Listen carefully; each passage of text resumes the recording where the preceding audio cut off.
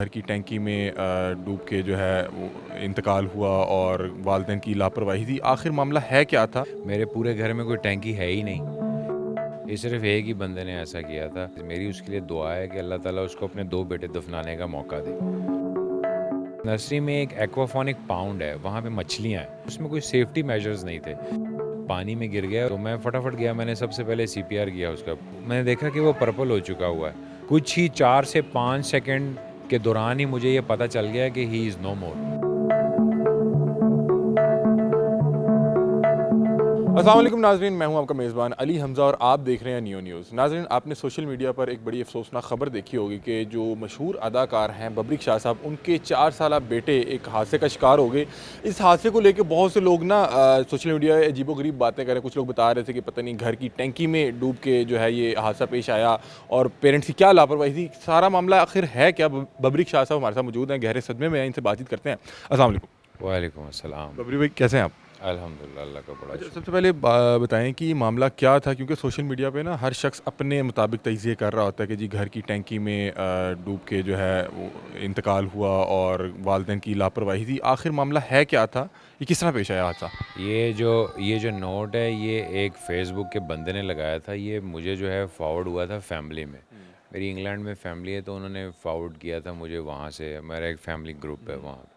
ये सिर्फ एक ही बंदे ने ऐसा किया था। कोई शोबिज़ से रिलेटेड कुछ पोस्ट करता होता है, मैंने भी। बिल्कुल, मैं उसका नाम नहीं लेना चाहता क्योंकि मैं बिला वजह किसी को कोई पब्लिसिटी नहीं देना चाहता। मगर उसने ये नोट किया था and I was very surprise. मेरी उसके लिए दुआ है कि अल्लाह ताला उसको अपने 2 बेटे दफनाने का मौका दे। ठीक है, ये मेरी उसके लिए दुआ है और अल्लाह ताला जल्द से जल्द मेरी ये दुआ उसके लिए कबूल करे। और दूसरी बात ये है कि जहाँ तक टैंकी की बात है, टैंकी का तो लेना देना ही कुछ नहीं है घर में। मेरे पूरे घर में कोई टैंकी है ही नहीं। ये हाँ, नहीं, ये इंजीनियरिंग सोसाइटी है और हमारी जो सोसाइटी को पानी आता है वो मेन टैंक से आता है और वो कम से कम 50 फुट ऊंचा है। वहाँ बच्चा तो दूर की बात, सिर्फ चिड़िया परिंदे ही वहाँ पे फिरते हैं। वहाँ बबरी पे भाई, ये कोई किस ज़्यादा तरह नहीं। हादसा पेश आया? ये क्या वाक़या हुआ क्या? ये असल में ऐसा हुआ कि मैं इधर ड्राइंग रूम में बैठ के ऑफिस में काम कर रहा था कंप्यूटर के ऊपर। तो ये मेरे पास आया है छोटा, इसने मुझे कहा कि कुछ, इसने मुझे कहा तो मैंने कहा जाओ बेटा माँ के पास जाओ, उसके साथ बैठ के बात करो। तो उसके बाद मैं अपना काम करने शुरू हो गया हूँ। तो ये अंदर चला गया, तो मैं मुतमईन के अंदर चला गया। तो मैं कंप्यूटर पे अपना काम करता था। मैंने दाईं तरफ देखा नहीं क्योंकि ड्राइंग रूम बहुत बड़ा है, तकरीबन कोई 10 मरले के करीब करीब का ड्राइंग रूम है। तो मैं बिल्कुल एक कॉर्नर पे बैठता हूँ। तो यहाँ राइट साइड पे मुझे दिखाई नहीं दे रहा था कि कौन आ जा रहा है, या मैंने ध्यान नहीं दिया क्योंकि मैं कंप्यूटर को कंटिन्यूसली देख रहा था। तो ये किसी टाइम में ड्राइंग रूम के दरवाजे से निकला है और यहाँ मेन गेट खोला है और यहाँ बाहर नर्सरी है। उस नर्सरी में एक एक्वाफोनिक पाउंड है, वहाँ पे मछलियाँ हैं। ये लोग वहाँ मछलियाँ देखने जाते थे पहले भी, मगर कोई बड़ा साथ में होता था हर वक्त। तो ये खुद ही अकेला निकल गया है, ड्राइंग रूम का दरवाज़ा खोला, मेन गेट खोला, क्योंकि इंटेलिजेंट बहुत था, इसको सारी चीज़ें खोलने आती थी। इसने खोली हैं तो बच्चे खोल। में एक वैसे भी क्यूरियोसिटी होती है, वो उसमें एक जानने की चाह होती है, वो निकल गया अपनी क्यूरियोसिटी में बाहर। मुझे यकीन माने, ये मेरे जहन और गुमान में भी नहीं है कि अल्लाह ने उसको क्या जहन में डाला कि वो अकेला ही निकल गया। यानी कि अकेला ही निकल गया, ना किसी को बताया, ना कुछ ना कुछ, और ऐसे सीधा वहीं गया जहाँ पाउंड था। वहाँ वो नॉर्मली जाता भी नहीं था, नॉर्मली नहीं जाता था। हम एक्सपेक्ट नहीं करते थे कि ये वहाँ चला जाएगा। तो ये है कि, पर ये है कि जो बनाने वाले ने वो पाउंड बनाया हुआ था उसमें कोई सेफ्टी मेजर्स नहीं थे। यानी कि उसके बाहर कोई जंगला नहीं, कोई बीच में जाल नहीं, हाइट कंट्रोल नहीं। वो तकरीबन एक्वाफोनिक पाउंड जो हैं वो 2 से 2.5 फुट या 3 फुट से ज़्यादा नहीं होते, और उसकी अपनी हाइट 3.5 फुट के करीब करीब थी। तो अगर उसकी हाइट कंट्रोल होती तो फिर चांसेस थे कि हो सकता है कि वो पानी में खड़ा हो जाता। उसको ये पोजीशन बनती ही नहीं कि वो डूबता या कि दीवार को पकड़ लेता, चूँकि पाउंड जो है वो बिल्कुल ग्राउंड लेवल पर बना है। हाँ। नाज़रीन, आपको यहाँ पे एक बात बताते चलें कि इनके घर के बिल्कुल सामने नर्सरी है और बता रहे हैं कि एक ना वहाँ पे एक तालाब नुमा एक शख्स ने खुदाई करके अपने लिए एक मछलियों का फार्म बनाया हुआ था, जिसकी कोई सेफ्टी मेजर्स नहीं है और वो ग्राउंड लेवल पे है। तो वो बच्चा जब गया और बता रहे हैं, हमने देखा है कि वो तालाब सा बनाया हुआ था, वो तकरीबन 9 फुट गहरा था। बता रहे हैं कि बच्चे की 3-3.5 फीट हाइट थी। अगर तो वो 3-3.5 फुट का पाउंड भी होता तो वो बच्चा स्टैंड कर जाता, लेकिन वो इतना गहरा था कि बच्चा क्या, मैं भी वहाँ पे अगर उसके अंदर छलांग लगाता तो मेरे लिए भी बाहर निकलना बड़ा मुश्किल था। स्क्रीन पे उसकी फुटेजेस भी चल रहे होंगे, बाकी मामला बबरिक भाई से जानते हैं। अच्छा, तो बच्चा निकल गया बाहर, फिर? फिर उसके बाद 5 मिनट के अंदर ही जब वो 1-2 मिनट में हमें दिखाई नहीं दिया, तो उसकी वालदा ने मुझसे पूछा कि वो कहाँ है। मैंने समझा घर बड़ा है काफ़ी, तकरीबन अराउंड 20,000 स्क्वायर फीट पे।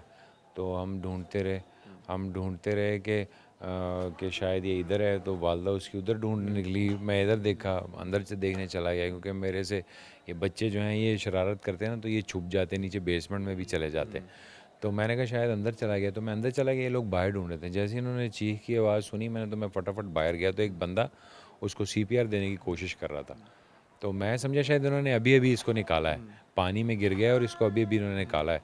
तो मैं फटाफट गया, मैंने सबसे पहले सीपीआर किया उसका, मतलब फेफड़ों में फुल हवा भर के ज़ोर लगाया कि ताकि पानी बाहर आ जाए। उसको मैंने कई दफ़ा पंप किया, तो पानी उससे काफ़ी बाहर निकल आया, मगर उसके फेफड़े होते हैं छोटे बच्चे के। तो मैं एक्सपेक्ट कर रहा था कि ये खांसेगा और ये ज़िंदा हो जाएगा, मगर जब मैंने उसको उसके चेहरे की तरफ 1 सेकंड 2 सेकंड के लिए देखा, जब मैं एक्सपेक्ट कर रहा था कि ये अभी उठ पड़ेगा क्योंकि पानी निकल रहा है, हाँ रिस्पॉन्ड करेगा क्योंकि पानी निकल रहा है, तो मैंने देखा कि वो पर्पल हो चुका हुआ है। तो दैट वाज अ साइन कि इसकी हार्ट बीट नहीं चल रही और ब्लड प्रेशर जो है इसका बिल्कुल लो हो गया है। तो मैंने सोचा कि मैंने हार्ट बीट को भी नहीं देखा, उसको वहीं से उठाया और अस्पताल ले गया। हॉस्पिटल लेके गया, हॉस्पिटल वालों ने भी वही किया जो मैं कर रहा था।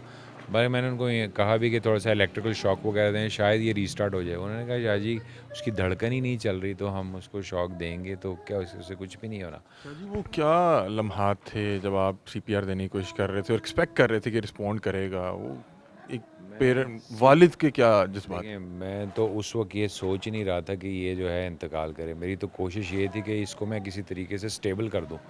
मैं इस पॉइंट पे अगर मैं अपना हौसला हार जाता तो मैं उसको सीपीआर भी नहीं दे सकता था। तो जो एड थी वो बहुत ज़रूरी थी, तो मैंने उसको पुश किया इसीलिए। मगर कुछ ही 4 से 5 सेकंड के दौरान ही मुझे ये पता चल गया कि ही इज़ नो मोर। मेरे दिल ने मुझे कहा कि इसमें इसमें ज़िंदगी नहीं है। तो जैसे ही मैं उसको लेके गाड़ी में जाने लगा, तो मेरी वालदा मुझे कहती हैं क्या है बेटा? मैंने कहा माँ जी कुछ भी नहीं है इसके अंदर बचा। तो मेरी वालदा तो रोने लग गई थी, मगर मैं अपनी बीवी की तसल्ली के लिए उसको ले गया अस्पताल। वरना मैं ये बात जानता था कि शायद 0.1% चांस हो कि ये बचा हो, क्योंकि 5-10 मिनट बच्चे के लिए पानी में रहना ये बहुत ज़्यादा है।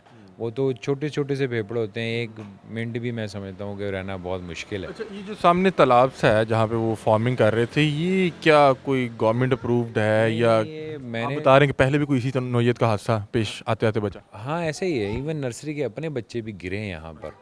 मगर ये है कि वो लोग मौके पे मौजूद थे जब ये गया, तो ना हम में से कोई था, और इत्तेफाक की बात है कि नर्सरी का कोई एम्प्लॉय भी नहीं था वहाँ पर।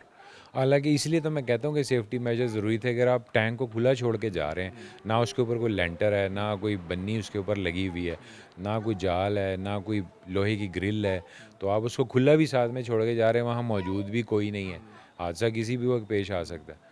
तो ये एक पॉइंट था ऐसा कि बाद में मुझे सोसाइटी के ही लोगों ने बताया, मैं नहीं जानता वल्लाह आलम, उन्होंने कहा हमारे नोटिस में ही नहीं है कि ये इसने यहाँ बनाया हुआ है। आप बता रहे हैं कि आपके पहले भी बेटे हाँ, यानी कि ये जो मेरा बेटा ये गिर गया था वहाँ पर। ये बहुत छोटा था, मगर ये इतना छोटा नहीं था। इसने वहाँ का रॉड वगैरह, एक पानी का रॉड जा रहा था, उसको पकड़ लिया था, और इसके साथ इसका बड़ा भाई था, उसने उसको हाथ दे के जो है वो निकाला। मेरी वालदा ने देखा, उन्होंने मुझे उठाया। सुबह 5 बजे मैं सोया था, 7 बजे उन्होंने मुझे एकदम उठा दिया कि ये दोनों बच्चे जो है ना वो बाहर उधर पाउंड की तरफ खेल रहे हैं, और वो एक जो है दूसरे को खींच रहा है। तो मैं फटाफट गया, जैसे ही मैं पहुंचा तो उस बड़े वाले ने छोटे को निकाल लिया, यानी कि मैंने हाथ दिया तो ये बाहर। हालांकि मैंने इसको मारा भी बहुत ज़्यादा, उस दिन मैं बहुत ज़्यादा गुस्से में था कि यार तुम लोगों ने दरवाजे खोल के सब बाहर चले, तो लोग सो रहे हैं, तुम लोग बाहर चले गए हो बगैर किसी को बताए ये वो।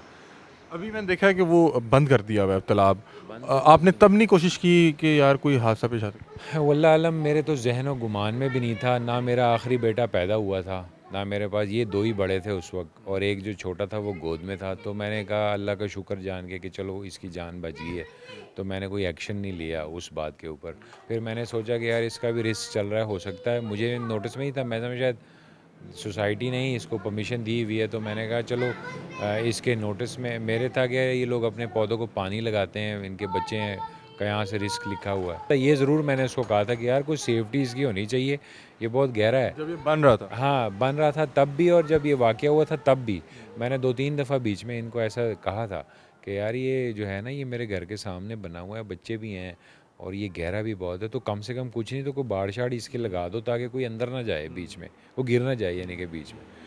फिर बहरहाल पुलिस वाले भी आ गए, उन्होंने भी काफ़ी जो है वो पुश किया, और फिर सोसाइटी के अपने लोग भी आ गए। फिर मैंने मालिक को कहा, मैंने कहा ये किसी भी सूरत यहाँ खुला नहीं रहेगा। मैंने कहा आज मेरा मर गया है, कल को किसी और का गिर जाएगा।